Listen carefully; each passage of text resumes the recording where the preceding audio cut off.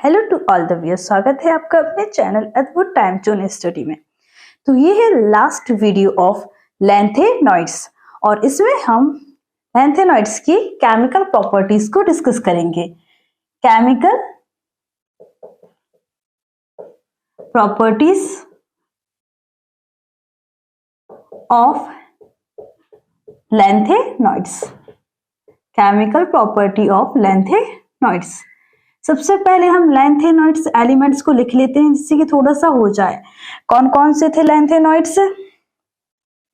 यहाँ से लैंथेनॉइड में सबसे पहले यहाँ पर लैंथेनम को जनरली इंक्लूड कर लेते हैं लैंथेनॉइड की डिस्कशन में, लेकिन वो डी में आता है। इसके बाद cerium, praseodymium, neodymium, promethium, samarium, europium, gadolinium, terbium, dysprosium, holmium, erbium, thulium, ytterbium और ल्यूटिटियम। याद करने का तरीका सी पर नटपमसम, ऐसे तो लो नटपमसम, युगड़ तब डाइहो इर्तुमियब्लू। ठीक है। अब केमिकल प्रॉपर्टीज में सबसे मेन बात है, एक जस्ट सेकंड, हाँ, केमिकल प्रॉपर्टी में सबसे मेन बात है अर्ली मेंबर्स, मतलब जो स्टार्टिंग के मेंबर्स हैं, अर्ली मेंबर्स किसकी तरह बिहेव करते हैं? बिहेव लाइक कैल्शियम, है ना, कैल्शियम। लेकिन जैसे जैसे एटॉमिक नंबर, है ना, जैसे जैसे एटॉमिक नंबर क्या होता चलता है, आगे की तरफ बढ़ता चलता है ना, तो ये किसकी तरफ बिहेव करने लगते हैं? ये बिहेव करने लगते हैं किसकी तरह? एल्यूमिनियम की तरह। तो हम क्या लिख सकते हैं? But with increasing atomic number, with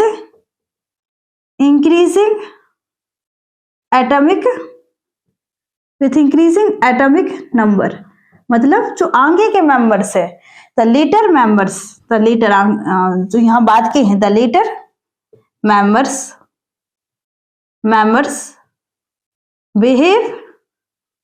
behave like aluminium. कुछ कैल्शियम की तरह बिहेव करते हैं आगे के, और बाद के मेंबर्स एल्यूमिनियम की तरह बिहेव करते हैं। किसमें? इन केमिकल प्रॉपर्टीज। अच्छा, इसमें सबसे पहले हम डिस्कस कर ले रहे इसकी ई नॉट की value.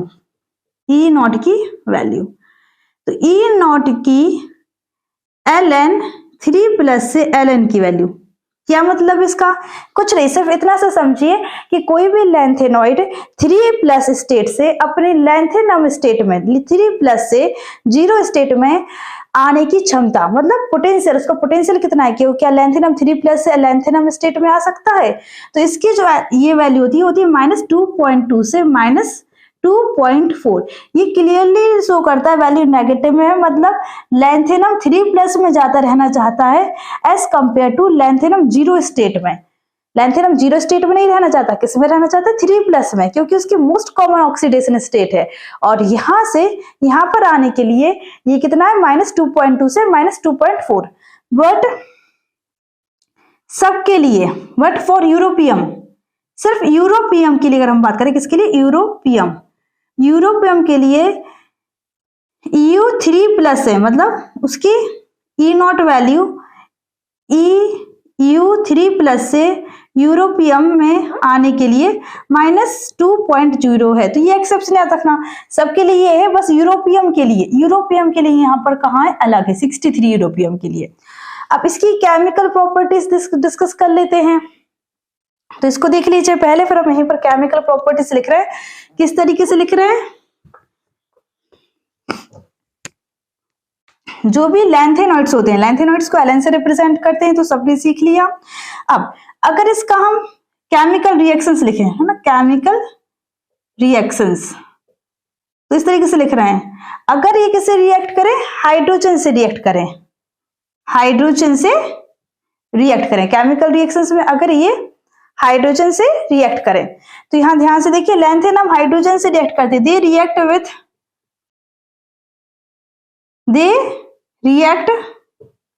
With hydrogen to form hydrides when gently heated, जब इसको जब इसको हाइड्रोजन गैस में इन मेटल्स को हीट किया जाता है तो ये हाइड्राइड्स बनाते हैं। क्या एक्सपेक्ट कर सकते हैं, अर्ली मेंबर्स LnH2 बनाते होंगे क्योंकि कैल्शियम की तरह बिहेव कर रहे हैं, तो इस तरीके से। और हो सकता है कुछ बाद के मेंबर्स LnH3 बनाते हो क्योंकि एल्यूमिनियम की तरह बिहेव कर रहे हैं, और मोस्ट कॉमन ऑक्सीडेशन स्टेट तो +3 होता ही है। ठीक है, अब इनका रिएक्शन पढ़े कार्बन के साथ, तो ये क्या बनाते हैं, they react with carbon to form क्या बनाते हैं, कार्बाइड्स। कार्बन के साथ रिएक्ट करके क्या बनाते हैं, कार्बाइड्स बनाते हैं। किस तरह की कार्बाइड्स बनाते हैं, देखिए यहां पर Ln3C, Ln2C, Ln2C3, तो ये अलग अलग तरह के कार्बाइड्स बनाते हैं, कहीं Ln3C, कहीं Ln2C और कहीं पर Ln2C3 कार्बाइड। ठीक है, अब एक में याद रखना है, अगर लैंथेनम को कार्बन के साथ कितने 2773 केल्विन पर हीट किया जाए तो Lnc2 वाला बनता है। तो कौन सा, Lnc2 वाला बनता है। तो ये कार्बन के साथ हो गया। अब ये हैलोजन के साथ कंबाइन होते हैं लैंथेनम, तो क्या बनाते हैं, हैलाइड्स, Lnx3, जहां पर x क्या हो सकता है, क्लोरीन हो सकता है, ब्रोमीन हो सकता है, आयोडीन हो सकता है ना, इस तरह के एलिमेंट्स हो सकते हैं, हैलोजन्स हो सकते हैं। तो हम यहाँ पर क्या लिखेंगे, दे बर्न इन हैलोजन, इनको ये हैलोजन में जलकर हैलाइड्स बनाते हैं। They burn in halogen to form halides. Carbon के साथ कार्बाइड, हैलोजन के साथ हैलाइड्स, हाइड्रोजन के साथ हाइड्राइड्स। तो ये इनका केमिकल रिएक्शंस हैं कि हाइड्रोजन के साथ हाइड्राइड, कार्बन के साथ कार्बाइड, हैलोजन के साथ हैलाइड। और इसके आगे अगर यहाँ पर देखें, अगर इसको अपन किससे, ऑक्सीजन से रिएक्ट करें लैंथेनम को, तो यहाँ पर क्या बनेगा, यहाँ पर अगर लैंथेनॉइड मेटल को, है ना, सभी लैंथेनॉइड मेटल को ऑक्सीजन के साथ रिएक्ट करें तो Ln2O3 बनेगा, है ना, ऑक्साइड्स। अगर पानी के साथ करें तो लैंथेनम मतलब लैंथेनॉइड्स का हाइड्रोक्साइड और साथ में हाइड्रोजन गैस इवॉल्व होगी। क्लियर है, इसको देख लीजिए, यहां से अगर पानी के साथ रिएक्ट करते तो यहां से इस तरीके से समझ सकते हैं, दिख रहा होगा, ये दिख रहा होगा लैंथेनम और OH। यहाँ पर लैंथेनम का +3 ऑक्सीजन स्टेट है और OH का -1 होता है। ये तो अपने छोटी क्लास में देखते हैं कि इधर को इधर के साथ कंबाइन करो, तो Ln और OH को 3 के साथ, तो पूरे OH को 3 के साथ LnOH थ्राइस। तो ये LnOH थ्राइस और साथ में हाइड्रोजन गैस इवॉल्व होती है। क्लियर है, अगर इसको हम लैंथेनम को नाइट्रोजन से रिएक्ट कराएं तो हमारा बनता है Ln नाइट्राइड बन जाता है। ठीक है, यहाँ पर नाइट्रोजन का भी ऑक्सीडेशन स्टेट -3 है। अगर इसको हम किसके साथ रिएक्ट करें, सल्फर के साथ रिएक्ट करें तो हमारा Ln2S3 सल्फाइड बन जाता है। ठीक है, तो ये देख सकते हैं, सबसे पहले नंबर पे हमने किया हाइड्रोजन के साथ हाइड्राइड, कार्बन के साथ कार्बाइड, Ln3C, Lnc2 और Ln2C3 इसके याद रखने हैं, और हैलोजन के साथ हैलाइड 3rd नंबर पे, फिर 4th नंबर पे ऑक्सीजन के साथ ऑक्साइड, 5th नंबर पे वाटर के साथ हाइड्रोक्साइड और हाइड्रोजन गैस इवॉल्व होती है, 6th नंबर नाइट्रोजन के साथ नाइट्राइड, 7th नंबर सल्फर के साथ सल्फाइड। तो ये पूरी केमिकल प्रॉपर्टीज हो जाती हैं किसकी, लैंथेनॉइड्स की। अब इसके बाद जो चीज आगे समझने की चीज है वो ये है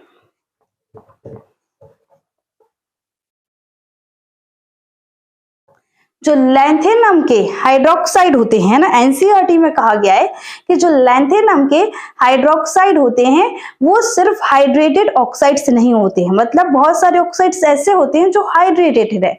हाइड्रेटेड का मतलब ऐसे ऑक्साइड जिसमें वाटर मॉलिक्यूल जुड़ा होता है एस आ क्रिस्टलाइजेशन के थ्रू। क्लियर है? तो जिसमें वाटर मॉलिक्यूल क्रिस्टलाइजेशन के थ्रू जुड़ा होता है, इसका मतलब इसमें वाटर का मॉलिक्यूल या हाइड्रोजन बॉन्ड या ऐसा लिगेंड जुड़ा हुआ रहता है, लेकिन वो ऑक्साइड्स इस तरीके से, जैसे अपन मतलब ये पढ़ा जाता है CuSO4.H2O, blue vitriol, copper sulphate blue colour का होता है, क्योंकि इसमें कितने 5 मॉलिक्यूल्स ऑफ वाटर जुड़े हुए रहते हैं। ऐसा क्रिस्टलाइजेशन जिसमें से 4 लिगेंड की तरह और एक हाइड्रोजन बॉन्ड की तरह रहता है, और ये ब्लू कलर का होता है। पर जो लैंथेनॉइड के हाइड्रोक्साइड होते हैं उसमें इस तरीके से क्रिस्टलाइज वाले वाटर के मॉलिक्यूल्स नहीं जुड़े हुए रहते, तो लैंथेनॉइड हाइड्रोक्साइड हाइड्रेटेड ऑक्साइड नहीं है। तो ये लाइन एनसीईआरटी में लिखी हुई है, लैंथेनॉइड हाइड्रोक्साइड आर नॉट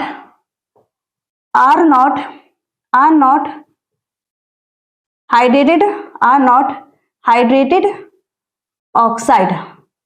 फिर इसके बाद जो लैंथेनाइड के ऑक्साइड्स होते हैं और हाइड्रोक्साइड्स होते हैं वो बेसिक नेचर होते हैं, जैसे कि alkaline earth metal. Second group के जो एलिमेंट्स होते हैं पीरियोडिक टेबल में, beryllium, magnesium, calcium, strontium, barium, radium, उसके जो ऑक्साइड्स होते हैं वो बेसिक एल्केलाइन नेचर में होते हैं। क्लियर है? इसी तरीके से जो lanthanides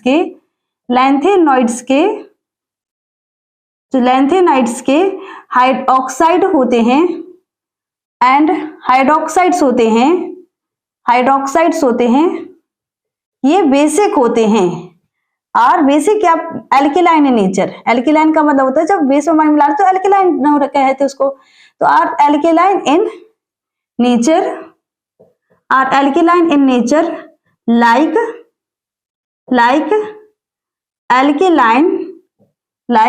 alkaline earth metal hydroxides, ये बेसिक इन नेचर होते हैं like alkaline earth metal hydroxides. और अगर हम ग्रुप में यहाँ पर सीरियम और लास्ट में कौन सा होता है, ल्यूटिटियम दे दें, और यहाँ से लेफ्ट से राइट चले, और इनके हम किसकी बात करें, इनके हाइड्रोक्साइड्स की, सबका हाइड्रोक्साइड्स हो जाएगा COH होल थ्राइस आगे। तो इनके हाइड्रोक्साइड की बात करें तो लेफ्ट से राइट चलने पर बेसिसिटी ऑफ हाइड्रोक्साइड क्या होती है, डिक्रीज होती है। क्यों डिक्रीज होती है? क्योंकि जो हाइड्रोक्साइड जो बेसिक नेचर क्या होता है, जो जल्दी OH माइनस आयन देती, लेकिन जब लेफ्ट से राइट चल रहे हैं तो एटॉमिक साइज डिक्रीज हो रही है। एटॉमिक साइज डिक्रीज हो रही है मतलब जो न्यूक्लियस है वो बाहर वाले इलेक्ट्रॉन से या जो भी उससे जुड़ा हुआ उस पर अट्रैक्शन फोर्स तेजी से लगा है। तो अट्रैक्शन फोर्स तेजी से लगा रहा है, इसलिए जैसे हम लेफ्ट से राइट चलते हैं तो वहां पर OH OH माइनस आसानी से नहीं निकल सकता। इसलिए on moving left to right the basicity of lanthanoid hydroxide decreases. Clear है? तो ये पूरी इसकी केमिकल प्रॉपर्टीज हो जाएंगी। अपन ने 7 रिएक्शंस पूरे लिख लिए हैं। अब इसके बाद थोड़ा सा इनके यूजेस पे बात कर लेते हैं। जो लैंथेनॉइड मेटल्स होते हैं, ये जैसे स्टील एक अलॉय है, इसी तरह से स्टील बनाने में यूज होते हैं। अलग अलग तरह के स्टील बनाने में यूज होते हैं। अलॉय स्टील बनाने में, अलॉय वो होता है जो 2 या 2 से ज्यादा मेटल से मिलकर बने, जैसे कि स्टील में आयरन होता है, ठीक है, और थोड़ा सा उसमें कार्बन मिलाया जाता है, और कुछ उसमें लैंथेनॉइड मेटल्स भी मिलाए जाते हैं स्टील को बनाने के लिए। इसलिए जो स्टील बनता है, अलॉय स्टील बनता है, उसमें लैंथेनॉइड मेटल्स यूज किए जाते हैं। तो अगर हम यूजेस की बात करें तो पहला हो जाएगा lanthanoid metals are used to make alloy steels, और जो स्टील्स किस लिए यूज होते हैं? टू मेक प्लेट बनाने में, पाइप्स एक्सेट्रा। क्लियर है? और ने एग्जाम्पल दिया है, एक दिया है एग्जाम्पल दिया है, कौन सा? एक एलॉय का नाम दिया है, जिस एलॉय का नाम है MISCHMED मिक्स्ड मेटल। तो ये क्या है? किसका एलॉय है? ये एक एलॉय है, ठीक है। इसमें अब इसको देखो, इसके अगर हम किसकी बात करें, कंपोजिशन की, इसमें क्या क्या होता है? तो इसमें सबसे पहले लेंथेनॉइड मेटल्स होते हैं, लेंथेनॉइड मेटल्स होते हैं, जैसे कि सीरियम होता है, नियोडाइमियम होता है, ये सारे कितने होते हैं? पूरे लेंथेनॉइड मेटल्स 95% होते हैं। फिर इसमें आयरन होता है ना, स्टील है, कोई भी एलॉय है तो उसमें आयरन बेसिकली ज्यादातर मिलाया जाता है, तो आयरन यूज होता है, लेंथेनॉइड मेटल्स यूज होते हैं। और उसके बाद कुछ थोड़ी से मात्रा में ट्रेसेस ऑफ कार्बन, ऐसे लिखो, sulphur, carbon, calcium, aluminium use होता है। तो ये इसका कंपोजिशन होता है, तो मिक्स्ड मेटल। और फिर मिक्स्ड मेटल जो यूज होता है, इसको आगे अगर हम आगे लिखें तो मिक्स्ड मेटल को हम मैग्नीशियम, जिस अलॉय में मैग्नीशियम होता है, कुछ मैग्नीशियम बेस्ड अलॉय में हम किसको यूज करते हैं? मिक्स्ड मेटल को यूज करते हैं। तो मिक्स्ड मेटल is used है ना, एक minute, is used in magnesium based alloy, किस लिए? To make magnesium based alloy को और मिक्स्ड मेटल अलॉय को ही मिला के क्या बनती है? बुलेट्स जो बनती है ना, बुलेट्स में यूज होता है। क्लियर है? और किस में यूज होता है? सेल, कुछ सेल बनते हैं उसमें यूज होता है। और किस में यूज होता है? लाइटर फ्लिंट में यूज होता है। अब ये लाइटर फ्लिंट क्या है? तो लाइटर फ्लिंट जो लाइटर होता है ना, जो लाइटर होता है, उस लाइटर को जब हम ऐसे प्रेस करते हैं ना, लाइटर को हम क्या करते हैं? इस तरीके से प्रेस करते हैं और वो उसमें आग जल जाती है ना। तो क्या होता है? उसके अंदर एक फ्यूल भरा रहता है, लेकिन जैसे ही हम वहां पर क्या होता है? एक फ्लिंट होता है, फ्लिंट मतलब एक टुकड़ा होता है, उसमें क्या यूज होता है? मिक्स्ड मेटल और मैग्नीशियम अलॉय यूज होता है। उस टुकड़े पे जैसे ही हमारा स्टील टकराता है तो उसमें एकदम चिंगारियां सी लगती है, और उस चिंगारी से, या उसको बोलते हैं एक स्पार्कल होता है, और उस स्पार्कल से हमारा जो फ्यूल है वो जलना शुरू हो जाता है, और उसको जलाते हैं तो इसलिए हमें क्या मिलती है? आग मिलती है ना। क्लियर है क्या इतनी चीज? तो इसलिए ये जो मिक्स्ड मेटल यूज होता है वो बुलेट में यूज होता है, सेल्स में यूज होता है, और लाइटर फ्लिंट में यूज होता है। कौन? Mixed metal. अब इसके बाद अगर हम बात करेंगे तो लैंथेनॉइड की mixed oxide of lanthanoids, mixed oxide of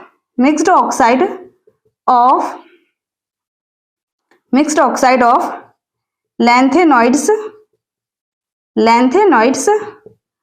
are employed as catalyst in petroleum cracking. मतलब समझा रहे हैं? पेट्रोलियम क्रैकिंग, पेट्रोलियम को हम बोलते हैं क्रूड ऑयल बोलते हैं, और पेट्रोलियम से ही हमारा पेट्रोल बनता है। जो पेट्रोलियम होता है, जो क्रूड ऑयल होता है, वो समुद्रों से निकाला जाता है। अब उस पेट्रोलियम से ही बनता है पेट्रोल। तो उससे पेट्रोलियम वो क्या है? लॉन्ग चेन ऑफ हाइड्रोकार्बन है। तो उसको छोटे छोटे पार्ट्स में तोड़ा जाता है, लेकिन वो ऐसे नहीं टूटता, उसको किसके? लैंथेनॉइड मेटल की ऑक्साइड्स की सहायता से तोड़ा जाता है। वो वहां पर कैटलिस्ट की तरह काम करता है, और उस लॉन्ग चेन हाइड्रोकार्बन को छोटे छोटे पार्ट्स में तोड़ देता है, और जिससे ही पेट्रोल बनाया जाता है। तो पेट्रोलियम क्रैकिंग मतलब लॉन्ग चेन हाइड्रोकार्बन को छोटे छोटे पार्ट्स में तोड़ना, जिससे ही क्या बनता है? पेट्रोल बनता है पेट्रोलियम से।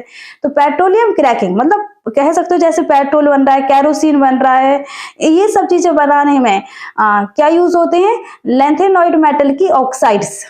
तो कितनी काम की है ना, लैंथेनॉइड मेटल की जो मिक्स्ड ऑक्साइड्स है वो पेट्रोलियम क्रैकिंग में यूज हो रही हैं। अब इसके बाद नेक्स्ट इसका अगर हम बात करें तो यहां पर इसका यूज लिख दिया है। Next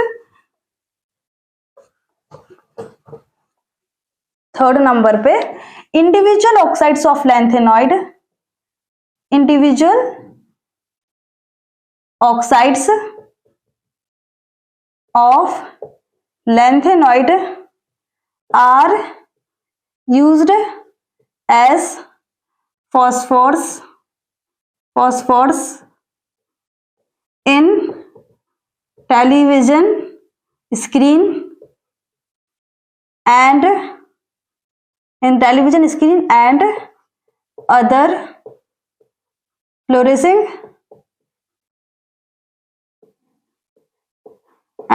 fluorescing material।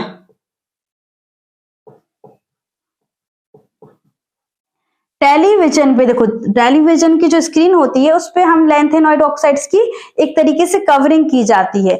इस तरीके से कवरिंग की जाती है कि जैसे ही उस पे अगर इलेक्ट्रिसिटी, इलेक्ट्रॉन्स उस पे, टेलीविजन स्क्रीन है जो, उस पे जैसे अगर लाइट स्ट्राइक करे, लाइट उस पे पड़े तो उसमें हमें अलग अलग कलर्स दिखें, वो चमके और उसमें हमें अलग अलग कलर्स दिखे। तो टीवी में हम जितने भी जो भी देखते हैं टीवी में, हम अलग अलग कलर्स देखते हैं टीवी में। वो किस लिए देखते हैं, क्योंकि उसकी जो स्क्रीन है उस पे क्या होती है, लैंथेनॉइड मेटल ऑक्साइड्स की कवरिंग होती है, और जैसे ही उस पे लाइट स्ट्राइक करती है तो वो चमकता है, अलग अलग कलर्स दिखते हैं। तो इसलिए लैंथेनॉइड मेटल की ऑक्साइड्स को किसमें यूज किया जाता है, फॉस्फोरस ऐसा मतलब मटेरियल, फॉस्फोरस में यूज हो जाता है, मतलब ऐसा मटेरियल कि जिसपे लाइट पड़े या इलेक्ट्रॉन्स स्ट्राइक करे तो वो चमके और अलग अलग कलर दिखे, ऐसी चीज को बोलते हैं फॉस्फोरस। तो इसकी तरह वो यूज होता है टेलीविजन स्क्रीन में और अदर फ्लोरेसिंग मटेरियल, जिसमें भी ये चीज, ऐसे और भी फ्लोरेसिंग मटेरियल जैसे कि चाहे लैपटॉप कह लो, चाहे कोई टैबलेट्स, लैपटॉप्स, तो हर चीज में यही चीज होती है। ठीक है, तो this is all about chemical properties and uses of lanthanoid metals. Thank you.